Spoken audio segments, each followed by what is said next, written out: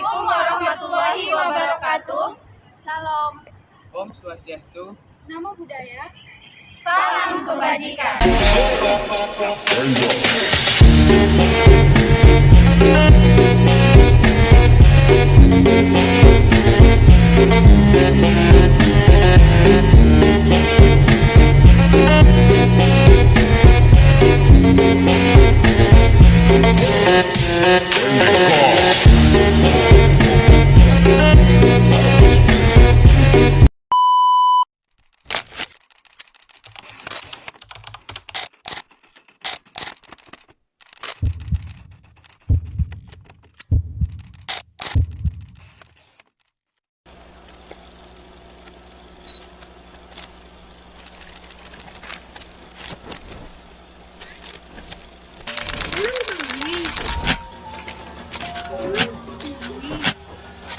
KPK menetapkan Menteri Sosial Juliari Batubara dan 2 pejabat pembuat komitmen di Kemensos serta 2 pihak swasta sebagai tersangka kasus dugaan korupsi dana bantuan sosial COVID-19.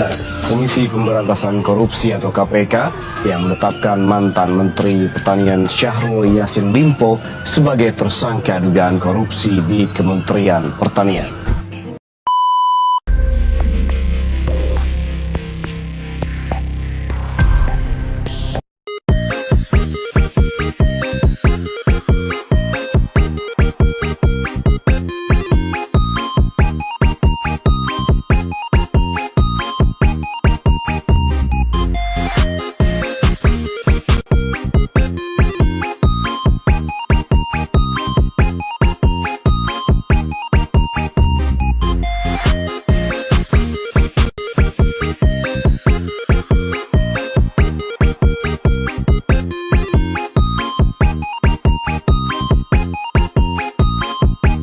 Di suatu hari, ada sebuah kelas yang terkenal akur dan damai, namanya PSPF 23 Bita.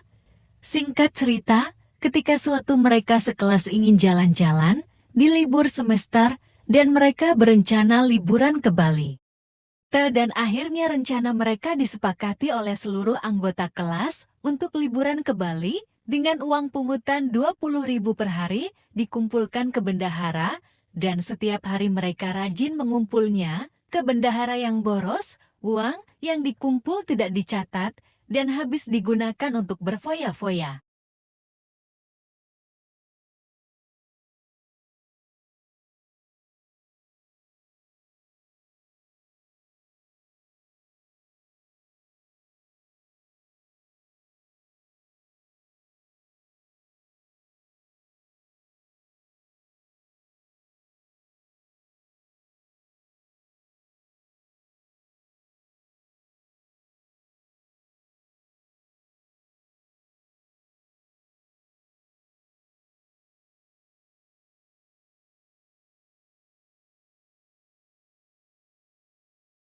Di saat kelas sudah habis, Syarifah dan sahabatnya pulang bersama. Tiba-tiba sahabatnya mengajaknya untuk ikut belanja, nongkrong, dan jalan-jalan seperti biasanya yang mereka lakukan, dan Syarifah menerima ajakan kedua sahabatnya.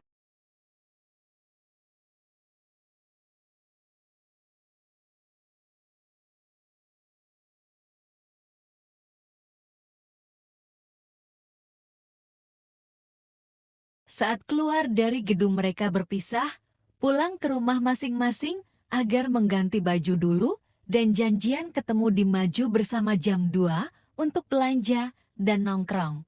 Tetapi Syarifah berjalan dan berkata dalam hatinya, katanya, Aduh, gimana ya?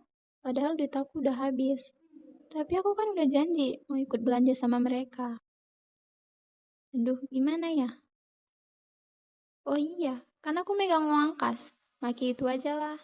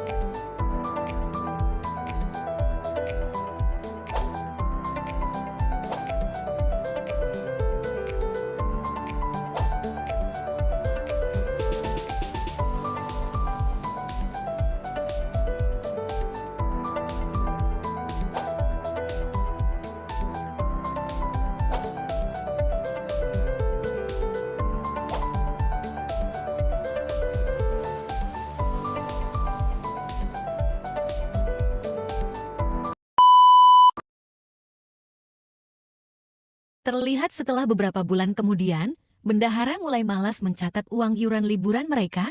Setiap yang memberikan pungutannya, dia tidak mencatat uangnya dan langsung disimpan. Selanjutnya ketika beberapa bulan kemudian, teman-teman sekelasnya membahas iuran outing. Sebelum bendahara hadir di kelas mereka, membicarakan tentang rencana mereka untuk liburan ke Bali, karena libur semester telah tiba.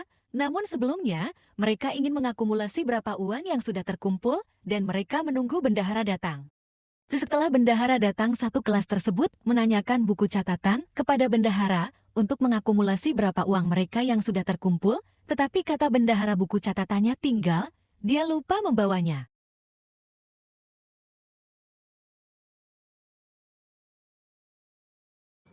Yang selanjutnya yaitu diagram fishbone tentang analisis akar penyebab masalah korupsi dan ketidaktransparan. Dalam konteks korupsi di Indonesia, terdapat beberapa kategori penyebab yang dapat diidentifikasi dalam masalah korupsi. Yang pertama dan utama yaitu faktor manusia. Misalnya, kurangnya integritas individu seringkali menciptakan suasana yang tidak memungkinkan praktik korupsi. Selain itu, budaya korupsi yang sudah mengakar dalam masyarakat dan institusi membuat tindakan korupsi tampak normal. Ketidakpuasan terhadap gaji dan fasilitas juga berkontribusi mendorong individu untuk mencari cara-cara tidak etis untuk memenuhi kebutuhan. Yang selanjutnya, faktor organisasi, di mana faktor organisasi ini memiliki peranan penting, seperti lemahnya pengawasan internal dalam lembaga pemerintah atau organisasi, memungkinkan terjadinya penyalahgunaan wewenang. Dan struktur organisasi yang tidak transparan juga dapat menimbulkan ruang untuk korupsi. Sementara rendahnya akuntabilitas pejabat publik mengurangi efek jera bagi pelaku korupsi. Yang ketiga yaitu faktor proses, di mana prosedur yang tidak efisiensi bisa menciptakan celah bagi praktik korupsi, terutama jika sistem pelaporan dan pengaduan minim. Proses pengadaan yang tidak transparan juga sering dimanfaatkan untuk melakukan korupsi. Faktor yang keempat yaitu faktor lingkungan yang berkontribusi pada perahnya korupsi, seperti tekanan dari pihak luar, contohnya lobbying, seringkali mempengaruhi keputusan pejabat publik. Dan ketidakstabilan politik dapat menciptakan peluang bagi praktik korupsi. Sementara ketidakadilan sosial dan ekonomi meningkatkan ketegangan yang dapat memicu perilaku korup. Yang kelima yaitu faktor hukum, di mana faktor hukum ini memainkan peran penting dalam penegakan hukum. Jika penegakan hukum lemah dan ketidakpastian hukum membuat pelaku korupsi merasa nyaman dan melakukan tindak korupsi secara terus-menerus. Dan kurangnya sanksi yang tegas bagi pelanggar juga tidak memberikan efek jera yang cukup. Dan faktor yang terakhir itu adalah teknologi, di mana faktor teknologi ini tidak bisa diabaikan, seperti kurangnya sistem informasi yang terintegrasi menghambat transparansi masalah korupsi. Sedangkan minimnya pemanfaatan teknologi untuk mendukung akuntabilitas dapat memperburuk situasi korupsi. Dan ketidakpahaman masyarakat tentang teknologi juga dapat mengurangi kemampuan mereka untuk berpartisipasi dalam pengawasan masalah korupsi di Indonesia. Dari sejak itu, Sarifah sang bendahara tidak pernah hadir lagi. Uang yang dipegangnya hilang tanpa kabar, habis untuk kesenangan semata. Semua sekelas itu menelpon dan mencoba menghubunginya, tapi mereka semua diblokir, dan sejak itu juga senyum anak kelas tersebut hilang.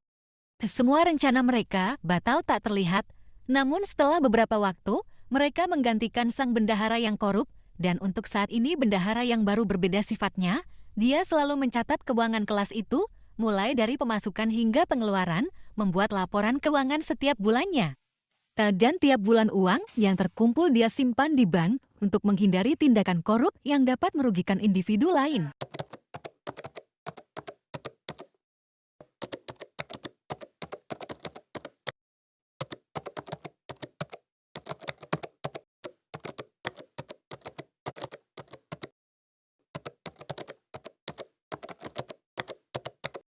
Korupsi di Indonesia semakin merajalela disebabkan oleh berbagai faktor. Di satu sisi, kita melihat individu yang memanfaatkan posisinya. Fenomena ini kerap terjadi di banyak sektor, di mana jabatan atau kekuasaan disalahgunakan untuk memperkaya diri. Kurangnya pengawasan serta sanksi hukum yang sering terjadi membuat para pelaku merasa aman seolah kebal dari konsekuensi. Namun, di sisi yang lain, masih ada individu yang lebih jujur, yang tetap memegang teguh integritas dan transparansi dalam menjalankan tugasnya. Mereka menjadi contoh bahwa meskipun lingkungannya di sekitarnya rentan korupsi, pilihan untuk tetap berbuat benar tetap ada. Perbandingan ini menunjukkan dua jalan yang sangat berbeda. Satu mengarah pada kehancuran moral, dan satu lagi membawa harapan dan perubahan yang positif. Maka, kian maraknya korupsi ini hanya bisa dilawan dengan kesadaran akan pentingnya kejujuran dan tanggung jawab. Langkah kecil dimulai dari diri sendiri untuk kemudian menyebar ke seluruh lapisan masyarakat. Korupsi di Indonesia merupakan masalah yang sangat serius karena dampaknya yang merusak hampir semua aspek kehidupan. Praktik korupsi melemahkan tata kelola pemerintah dengan menciptakan lingkungan yang tidak transparan dan penuh dengan ketidakadilan. Selain itu, korupsi juga menghambat pertumbuhan ekonomi, di mana investasi baik dari dalam negeri maupun luar negeri seringkali terganggu karena korupsi yang menimbulkan ketidakpastian hukum dan birokrasi yang berbelit-belit. Sumber daya yang seharusnya digunakan untuk pembangunan infrastruktur, pendidikan, dan kesehatan justru hilang akibat praktik-praktik penyimpangan, sehingga memperlambat kemajuan negara. Korupsi juga memperparah kesetimbangan sosial. Masyarakat yang berbeda di lapisan bawah semakin terpinggirkan karena dana-dana bantuan yang seharusnya mereka terima diselewengkan oleh oknum-oknum yang tidak bertanggung jawab. Ketidaksetaraan ini semakin mengakar, membuat akses terhadap peluang ekonomi, pendidikan, dan layanan kesehatan menjadi lebih sulit dijangkau oleh mereka yang lebih membutuhkan. Dalam sektor penegakan hukum, korupsi menciptakan sistem yang tidak adil. Ketika aparat penegak hukum terlibat dalam praktik korupsi, keadilan menjadi sulit dicapai karena hukum bisa dibeli atau dimanipulasi. Ini menciptakan rasa frustasi di kalangan masyarakat yang merasa bahwa hukum tidak lagi berpihak kepada yang benar, melainkan kepada mereka yang memiliki uang atau kekuasaan, seakan-akan lo punya uang, lo punya kuasa. Korupsi juga mengganggu stabilitas politik dan proses demokrasi di Indonesia. Pemimpin yang terpilih melalui cara-cara curang atau manipulasi cenderung lebih fokus pada kepentingan pribadi atau kelompoknya daripada kepentingan rakyat. Akibatnya, korupsi menodai proses demokrasi dan menghalangi terciptanya pemerintahan yang benar-benar berfungsi untuk kesejahteraan rakyat. Nah, mengapa sih korupsi di Indonesia bukannya hilang malah justru semakin parah? Hal ini disebabkan oleh beberapa hal. Yang pertama, penegakan hukum di Indonesia masih sangat lemah. Meskipun Indonesia memiliki lembaga anti korupsi seperti KPK, namun penegakan hukum terhadap kasus korupsi ini seringkali tidak konsisten. Pelaku korupsi yang memiliki kekuasaan politik atau pengaruh yang besar seringkali mendapatkan perlakuan yang lebih ringan. Ada juga kasus di mana intervensi politik dan kekuasaan menghalangi proses penegakan hukum yang adil. Akibatnya, banyak pelaku korupsi yang tidak diadili secara maksimal atau bahkan lolos dari hukuman sehingga meruntuhkan kepercayaan publik terhadap sistem hukum saat ini. Lalu yang kedua, budaya korupsi sudah mengakar di Indonesia. Tanpa kita sadari, seringkali kita temukan korupsi dalam kehidupan sehari-hari, baik dalam tingkatan yang kecil sampai pada tingkatan yang besar. Selain itu, korupsi di Indonesia juga telah menjadi bagian dari budaya birokrasi dan politik saat ini. Budaya suap, gratifikasi, dan kolusi tidak lagi dipandang sebagai pelanggaran moral yang besar, melainkan hanya sebagai hal yang lazim dilakukan untuk mempercepat atau mempermudah suatu proses administrasi. Mentalitas seperti inilah yang sudah berkembang sejak lama, sehingga usaha-usaha yang dilakukan untuk menghilangkan korupsi dari sistem menjadi sangat sulit. Budaya korupsi sudah sangat mengakar di Indonesia. Hal ini membuat praktik-praktik kotor dalam politik sulit diberantas karena dianggap normal oleh sebagian banyak orang. Lalu yang ketiga, kurangnya kontrol dan pengawasan publik. Pengawasan publik terhadap penggunaan anggaran publik dan pelayanan proyek-proyek pemerintah masih sangat lemah. Sistem audit seringkali tidak dijalankan secara optimal dan celah dalam peraturan serta kebijakan memberikan ruang bagi para pejabat untuk penyalahgunaan dana publik. Selain itu, pengawasan oleh masyarakat atau media juga sangat terbatas karena akses terhadap informasi dan transparansi anggaran sering tidak tersedia dengan baik. Hal inilah yang menciptakan situasi di mana dana publik mudah dimanipulasi oleh para koruptor dan tidak ada sanksi yang jelas. Lalu yang keempat, tidak ada efek jera yang kuat bagi para koruptor. Hukuman-hukuman yang diberikan kepada para pelaku korupsi seringkali tidak menimbulkan efek jera yang cukup. Banyak para pelaku korupsi yang masih dapat menikmati hasil kejahatannya setelah menjalani masa hukuman. Karena aset mereka tidak disita sepenuhnya atau hukuman penjara yang tidak dijatuhkan secara proporsional dengan kerugian yang ditimbulkan. Bahkan ada beberapa koruptor yang setelah keluar dari penjara masih memiliki pengaruh dalam dunia politik atau bisnis. Hal inilah yang menciptakan kesan bahwa korupsi adalah kejahatan yang menguntungkan karena hukuman yang diterima tidak sebanding dengan keuntungan finansial yang didapat.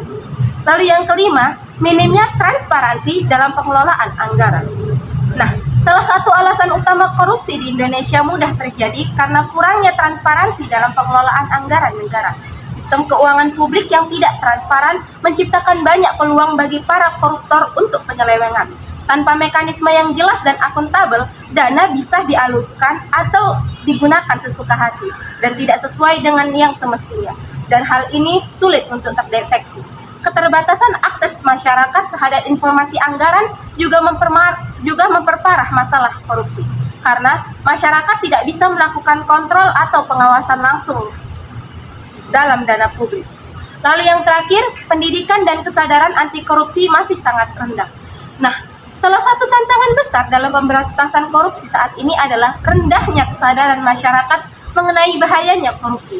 Pendidikan anti korupsi seharusnya menjadi bagian dari kurikulum, namun masih belum merata di seluruh tingkat pendidikan di Indonesia. Banyak sekali masyarakat yang belum sepenuhnya memahami dampak buruk dari korupsi, terutama bagi kesejahteraan sosial dan ekonomi. Tanpa pemahaman yang baik, masyarakat cenderung tidak terlalu peduli terhadap korupsi, atau bahkan banyak sekali masyarakat yang justru secara tidak sadar mereka ikut terlibat dalam praktik korupsi yang kecil, seperti contohnya memberikan suap untuk mempercepat layanan publik. Dampak dari tindakan korupsi yang pertama adalah merusak diri sendiri, kepribadian, dan masa depan. Nah, korupsi ini dapat mengubah karakter dan kepribadian seseorang. Ini terlibat dalam tindakan tidak etis yang dapat membuat individu kehilangan nilai-nilai moralnya. Nah, ini juga dapat mempengaruhi masa depan seperti kesempatan untuk mendapatkan pekerjaan yang baik karena reputasi yang sudah tercemar. Yang kedua adalah kehilangan nama baik. Ketika seseorang terlibat dalam korupsi, nama baiknya bisa hilang. Orang lain cenderung menghakimi berdasarkan tindakan negatif dan ini dapat mempengaruhi pandangan orang lain terhadap individu tersebut. Nah, yang ketiga itu sulit mendapatkan kepercayaan kembali. Nah, setelah terlibat dalam korupsi, sangat sulit untuk mendapatkan kembali kepercayaan dari orang lain. Kepercayaan adalah fondasi dari hubungan, dan begitu kepercayaan itu hilang, hubungan tersebut bisa terganggu bahkan hancur. Yang keempat, dikucilkan oleh orang-orang sekitar. Korupsi seringkali membuat individu dijauhi oleh teman-teman, keluarga, dan rekan kerja. Dampak negatif ini bisa menyebabkan orang-orang enggan bergaul ataupun berinteraksi dengan mereka. Yang kelima, mengakibatkan stres hingga depresi.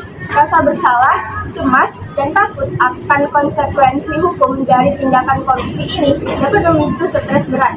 Jika tidak ditangani, kondisi ini bisa berkembang menjadi depresi, mengganggu kesehatan mental dan juga fisik. Adapun solusi untuk mengatasi korupsi adalah yang pertama, penegakan hukum yang tegas dan konsisten. Memberikan hukuman yang berat bagi koruptor, termasuk korupsi agar ada efek jera. Yang kedua adalah reformasi birokrasi, meningkatkan transparansi dan akuntabilitas di sektor publik melalui digitalisasi layanan pemerintah, sehingga meminimalkan interaksi langsung yang dapat memicu praktek suap.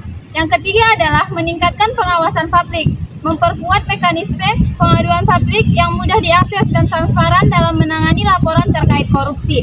Yang keempat adalah pendidikan anti korupsi, menanamkan nilai-nilai integritas agar usia dini melalui pendidikan formal dan non-formal, dan meningkatkan kesadaran masyarakat tentang bahaya dan dampak korupsi melalui kampanye-kampanye anti korupsi di sekolah, di kampus, dan tempat kerja. Yang kelima adalah transparansi dalam pengelolaan anggaran, menerapkan sistem pengelolaan anggaran yang transparan dan memastikan semua transaksi keuangan negara dapat diaudit oleh lembaga independen seperti Badan Pemeriksa Keuangan atau BPK. Yang keenam adalah pembatasan pengaruh uang dan politik, menerapkan batasan dan kampanye, memperkuat pengawasan terhadap sumber dana partai politik untuk mencegah partai politik uang.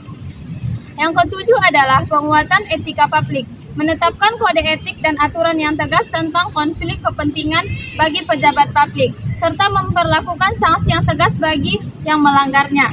Yang kedelapan adalah kerjasama internasional, bekerja sama dengan negara lain dan lembaga internasional untuk melacak aset-aset hasil korupsi yang disembunyikan di luar negeri dan membawa para pelaku korupsi lintas negara ke pengadilan.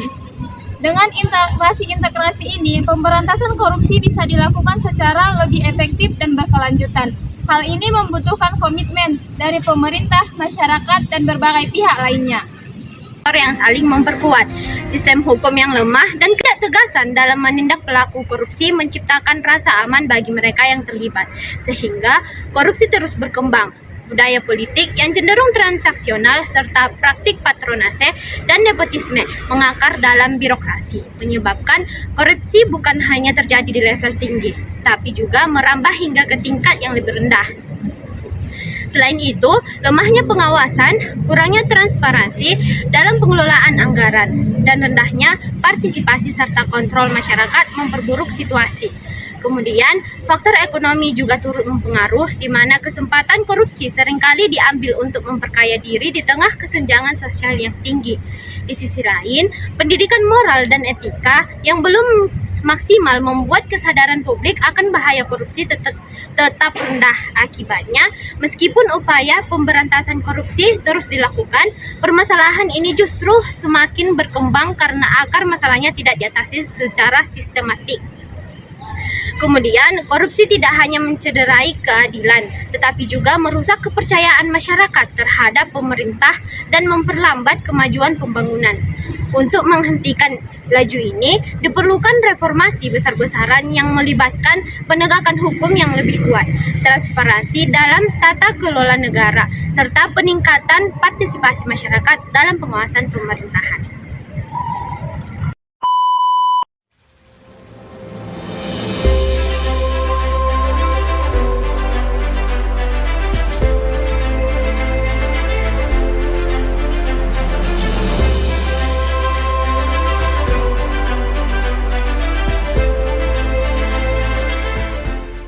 Langit memang terlihat kian mendung, badai semakin kencang merundung.